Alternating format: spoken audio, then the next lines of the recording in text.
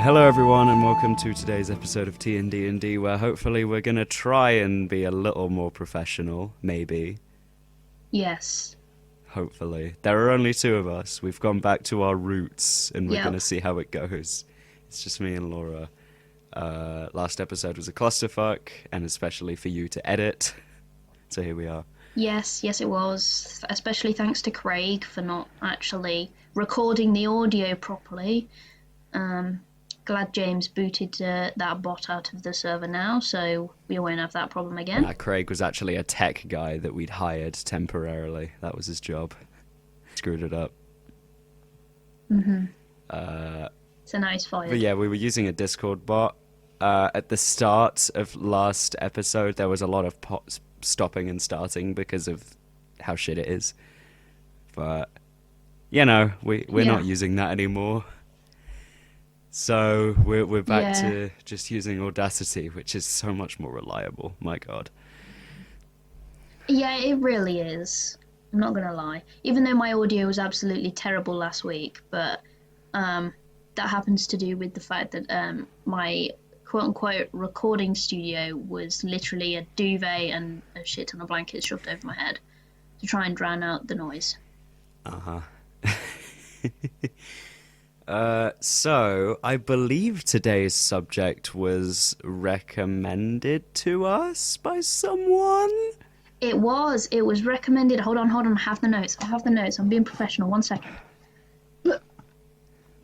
Check me out, actually having notes. It was recommended by Zach B. Hey. So thank you, Zach. I believe, Zach, you've commented on like a load of our videos, so thank you very much for all that. Yes, nice to see your face every now and again. Well, the Z. the Z. Yes, that's how you said Z.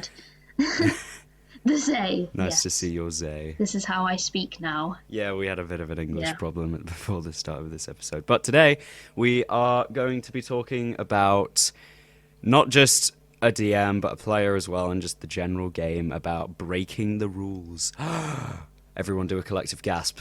Dun, dun, dun. It's almost like in the DMG, the Dungeon Master's Guide, it says, well, fuck the rules, this is your game. Basically, D&D was meant to be a game where you do whatever. There's a rule set there, and you can build on it so much, and you can change so much, and it is generally a DM's job to be the one to do that, say to the players, I'm doing this funky thing instead, because this is cool. But yeah, the D&D rules system is more of just a vague enough sample platter to where you can spice it up yourself. You could add salt, you could add pepper, you could perhaps add a little bit of chili powder if you're feeling extra zesty. That was a metaphor right there. Or actual spices, you know. You know what I meant. I'm white. Yeah. But I have done lots of rule changing in the past and the present, and I have definitely also fucked up the rules a lot of the time and created some weird stuff. So we're going to be talking about that today, and when it's okay to just say, this is the new rules now. Laura, how much do you know about the rules of D&D? I actually haven't read any of the rules. I'm not gonna lie to everyone. I mean, I know that there's some rules. I couldn't list them if you asked me what they were. But I know there's one which you break, which is cool because otherwise it's a bit of a tricky rule, in my opinion. But that's letting spellcasters cast 2 spells in a turn rather than just the one. Now, with me playing 2 spellcasters in the past, even though I played them really badly, but that's besides the point, that was really helpful because I feel like without being able to cast 2 spells at once, my characters were just sort of null and void, because they'd have their one spell and then they'd just be now what? Because Edwin would heal someone and then wouldn't have anything to hit or anything other than a spell to attack something with. So she was just sort of like null and void after healing people. Whereas with Locket, there was a sword and stuff she could hit with, but if she was just a spellcaster, then I'd be a bit buggered. So that's like the one main rule. Generally, the reason that I break that rule is and even Mount Mercer did it, where he allowed players to cast up to second level, even if they've already done something else. It's generally because I have a party of 7, which is a lot of people. And when they only get to really do one thing a turn, and they only get their turn every half an hour, maybe a bit less, it can sometimes be really underwhelming. I'm going to cast Healing Word, and then I'm going to do Vicious Mockery, and that's it. Okay. Now we'll wait for my turn so I can do it again. Whereas if you let people just spam all the spells in the universe that they want, they're going through their spell slots quicker, so there's a cost for it, but they're doing more cool shit at once, which is more fun. And then afterwards, when they've ran out of every single spell slot and they're like, well, shit, now I've just got to use cantrips, they feel like it's their fault instead of mine for saying only one spell around. And then they're like... but yeah, I think that's a fun one. It doesn't really apply to you nowadays, but it has to other people. No. Your monk character, obviously the most primary spellcaster of the group. Yeah. There are 5 primary spellcasters in my 7 member group. It's insane. And then there's also the half-caster paladin guy. So there's a lot of us. Yeah. And there's a lot of spells going around. So that's why I did that. But yeah, you don't know too much about the rules, which is interesting. Nope.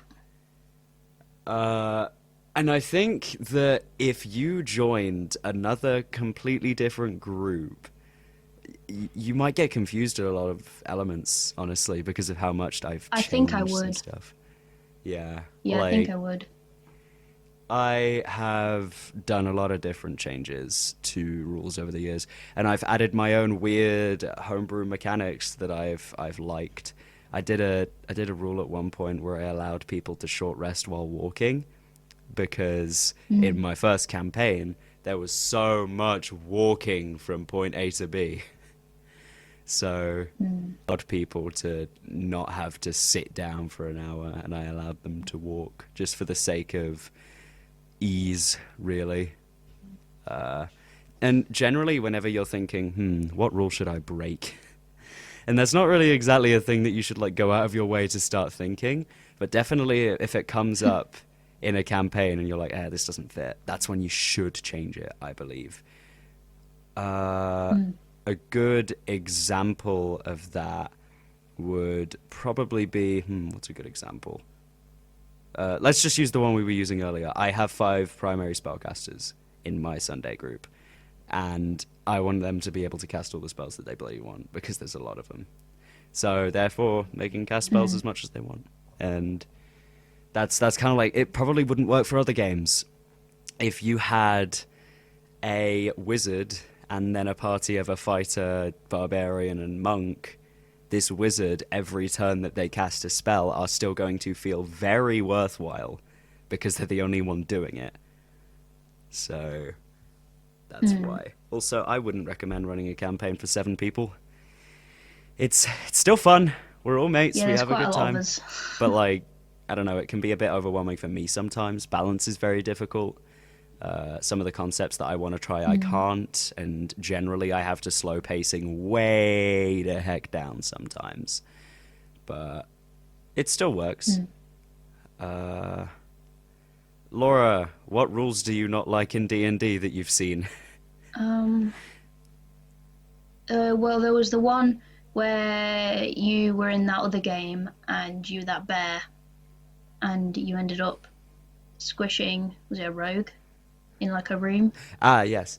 There was that's one that I know of that I didn't like the sound of.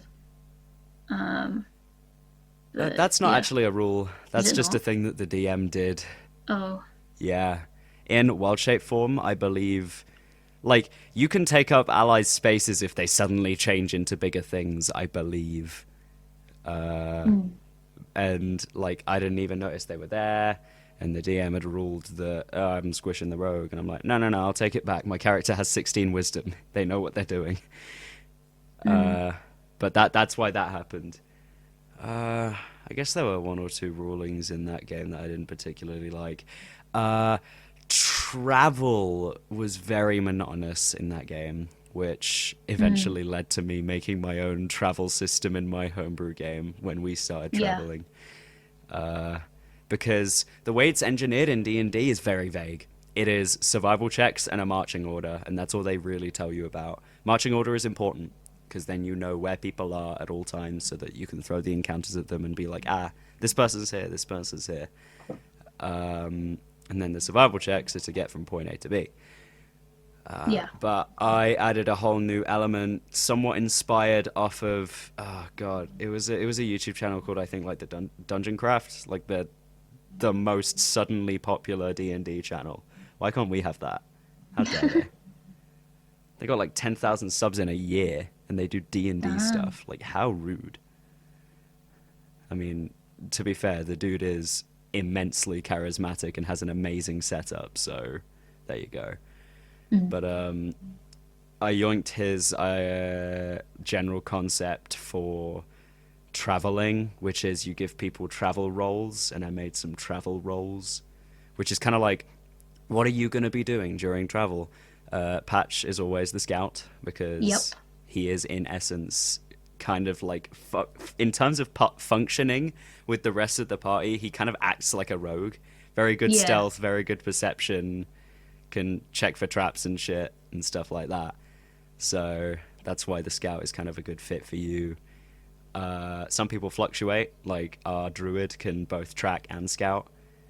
Yes. And then there's like, because this has been a prevalent thing in the entire campaign, is that everyone's doing one thing and Valdor, the paladin, is doing another.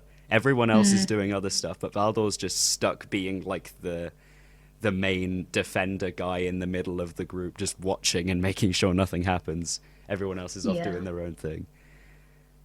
But I think that created more of an interesting dynamic than just survival checks and a marching order, which Yeah. is generally why you should bend the rules a little bit. Mm. I've done that for most characters. An example for Locket, actually. Locket had Black Razor, which is a sword that can cast haste on you, which is a concentration spell, and you were also a barbarian, other than Yes. being a bard. And when you get all angry wangery, concentration normally goes. Mm. And for the sake of it just being cooler and more fun, I allowed the haste to still go through, and you were allowed to still concentrate it. And I reasoned that it was through the sword more than anything. Yes. You could still lose concentration. You could still be hit hard enough, and haste is gone, which happened once or twice. Mm. But I felt like if I did not allow that sword to cast haste on you while raging, which was what you were doing most of the time, Yeah. would have just been kind of lame, really. Like, Mm. that sword does a lot of cool shit, and you wouldn't have been able to have that, Yeah. sadly. Ooh, should have wrote bullet points. I'm running out. Something else that Zach mentioned in his comment was about dice rolls and whether fudging rolls is acceptable or not for either the DM or the player. So, for the player, if you fudge a roll, I'm gonna kill you. Just straight up. That's, like, literally cheating. Mm-hmm. I have had a player do that before. I was running, like, a Curse of Strahd game in a game store, and some kid had, like, a dice, and he rolled a nat one with it and, like, picked it up and was just like, 18. And I saw it. And, like, oh my god. There are people like that exist. It's... If you don't fail at D&D, it's not fun. I'm going to say that right now. If you are playing in a D&D campaign and you have a dice and you're rolling to attack and you hit every time, you're going to get tired of it. You're going to be consistently doing a thing and boring. And yeah, just don't do that. Don't. However, for a DM, it's a bit more of a weird subject because a DM is the game and they can break the rules, and they have. Not everyone uses a DM screen, but if they do, they have like a DM screen or online so no one can see their roles, etc., etc. I generally whisper my roles on Roll20. I DM everything that I do on Roll20 right now because of quarantine, and I hide every single roll that I make on the screen from all of my players.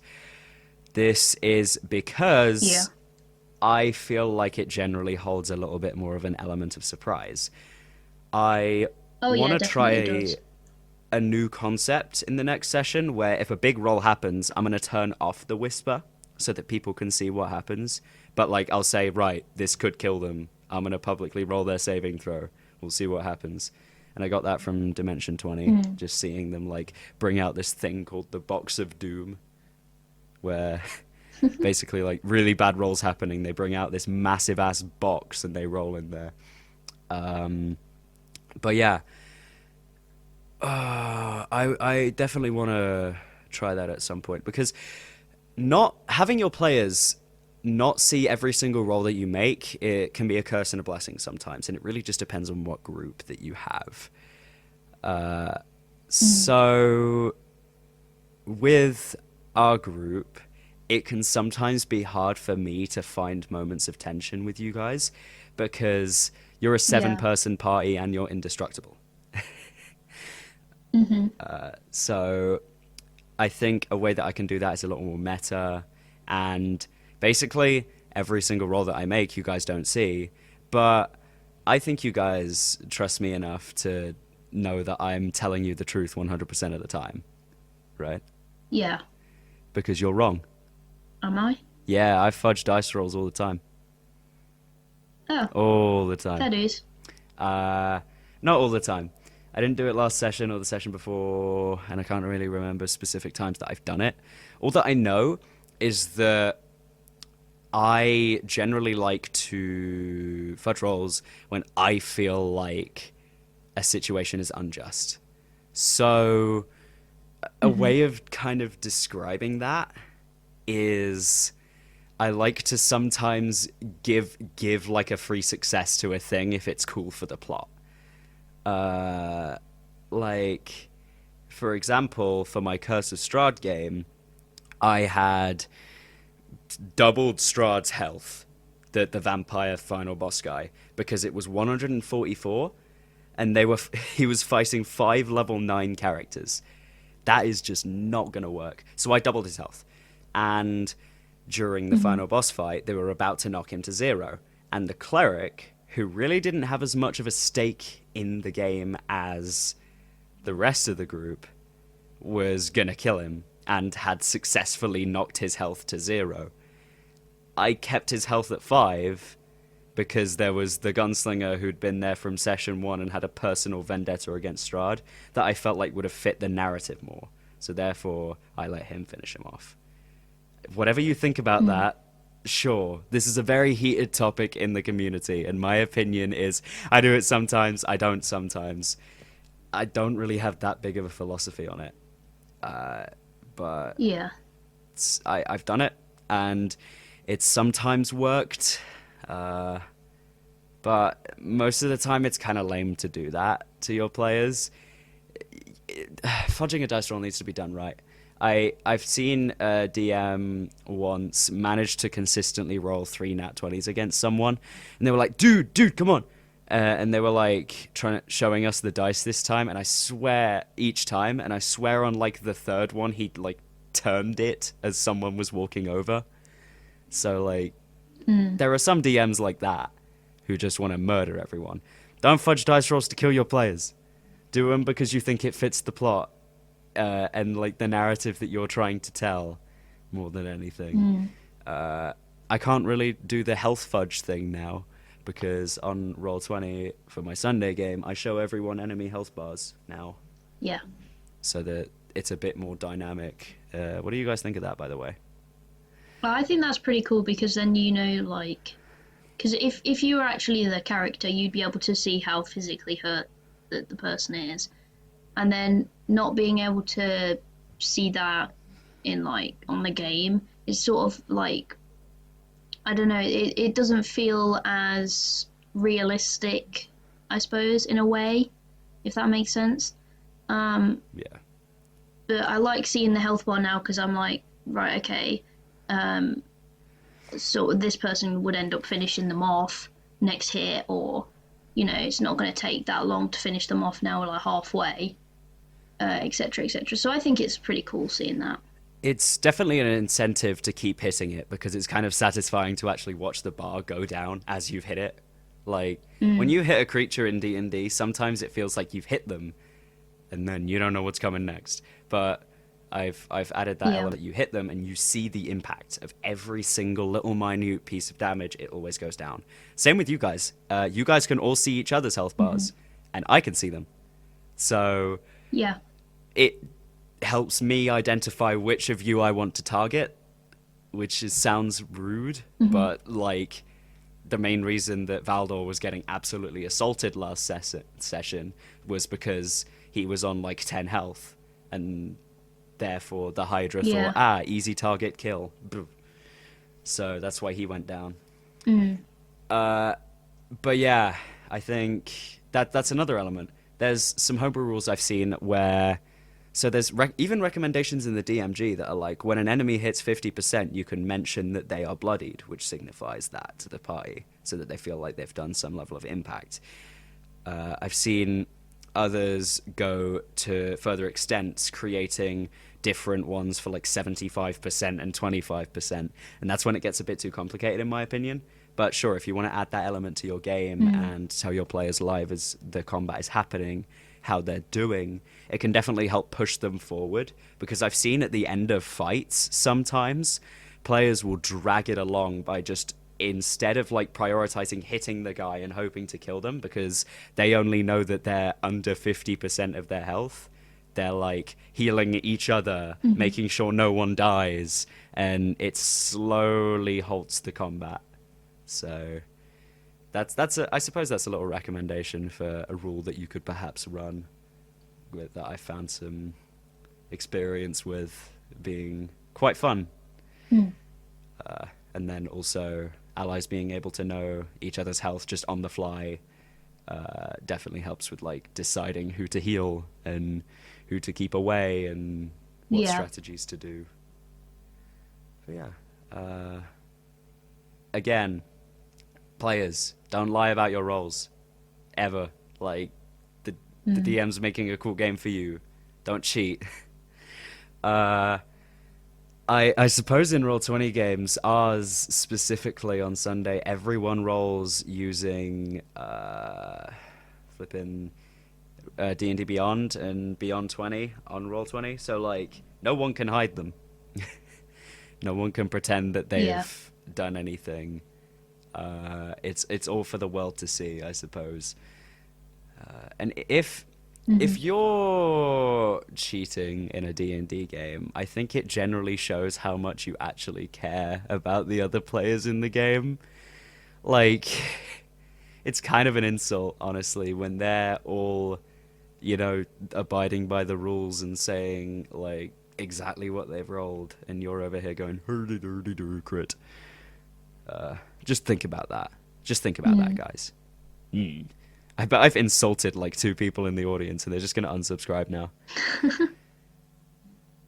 We don't want ya. We don't want you. Genuinely. I don't want them. If they do that, I don't want them. You might, Laura, but I don't. Well, I don't mind. If they enjoy the content, they might as well stay. Have you ever fudged a dice roll, Laura?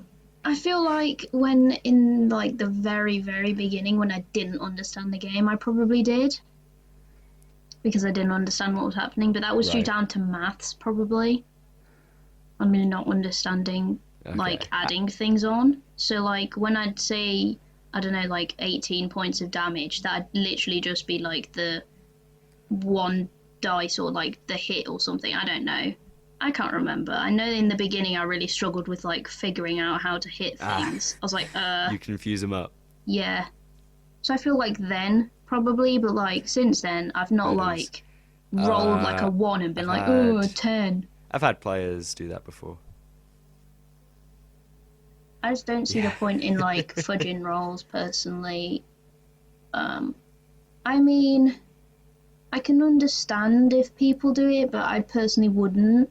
Like the only situation in my head that I can rationalize fudging a roll as a player, um, is if like you wanted to heal someone and you got a nat one, but like that's the only thing I can rationalize in my head. But I still wouldn't do that, and I don't think that that's like a viable reason. Um, like, and if your character's like on the brink of death and you're rolling like death saves and shit, like, and you fudge them because you want to keep your character, just don't do that, man. It's not cool. Your character dies, and just make another cool one.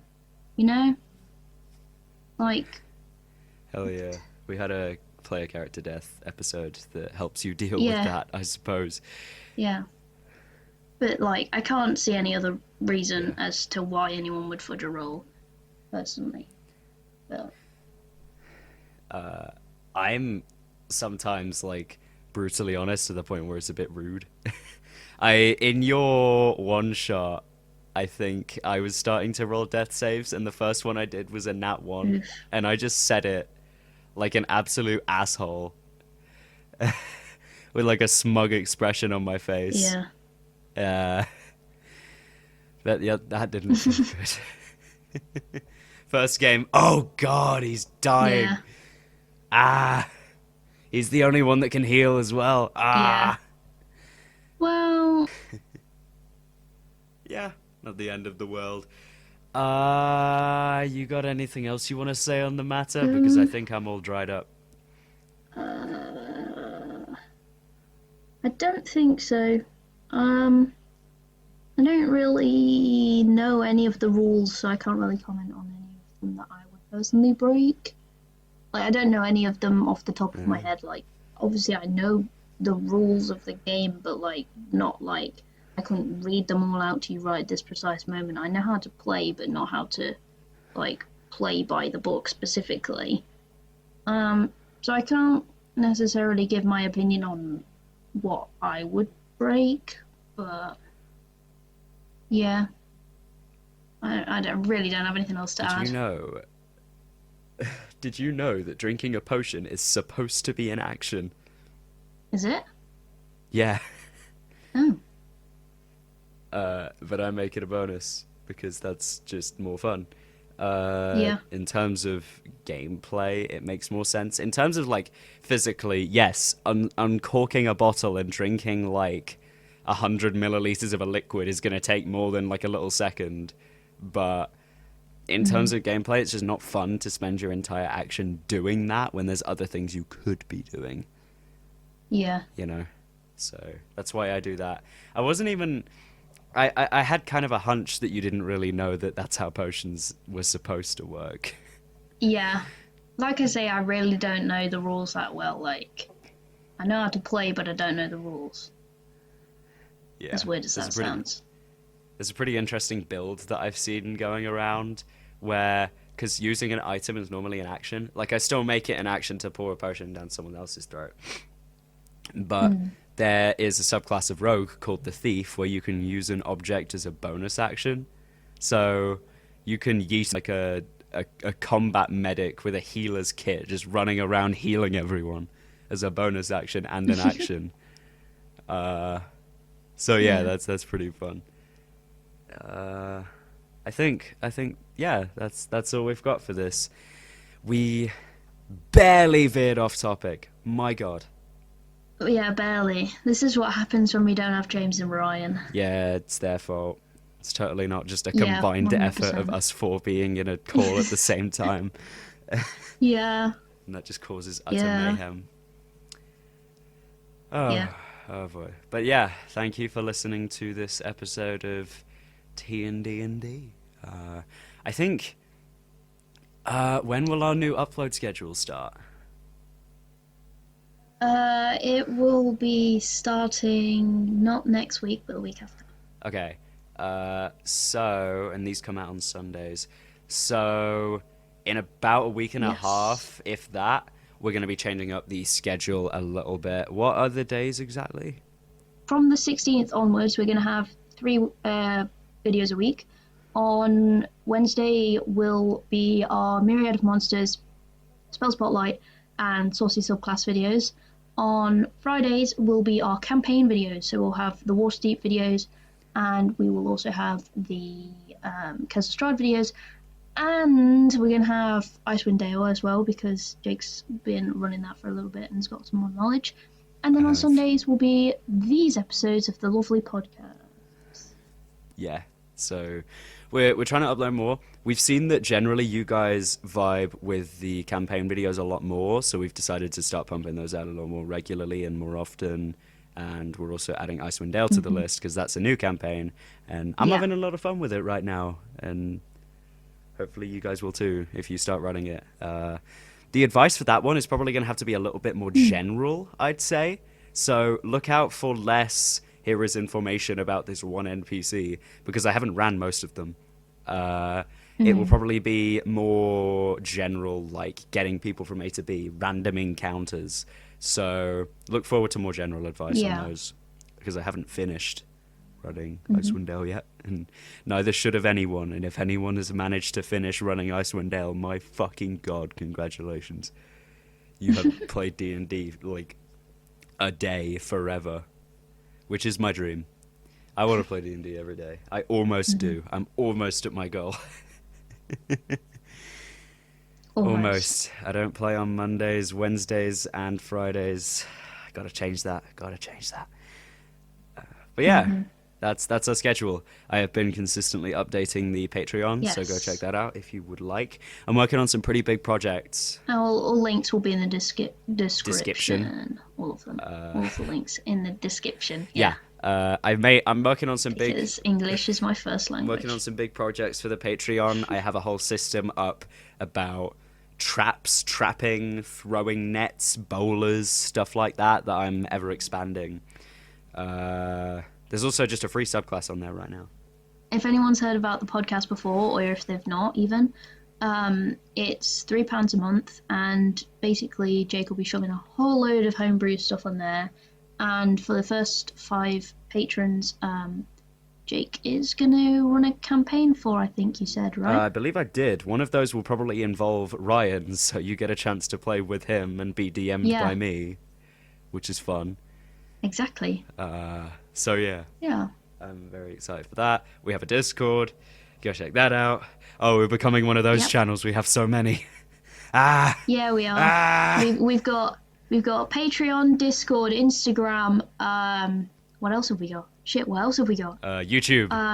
That's it, right? YouTube. Technically, we used to have like comment, a subscribe, Spotify bell. and a Soundcloud but now that costs money. Oh, well, yeah, but then they were like, money, and we were like, no. So, no, it's just a YouTube. Hey, if you subscribe to the Patreon, we might eventually have enough money to start uploading back to Spotify and SoundCloud and the like, so who knows?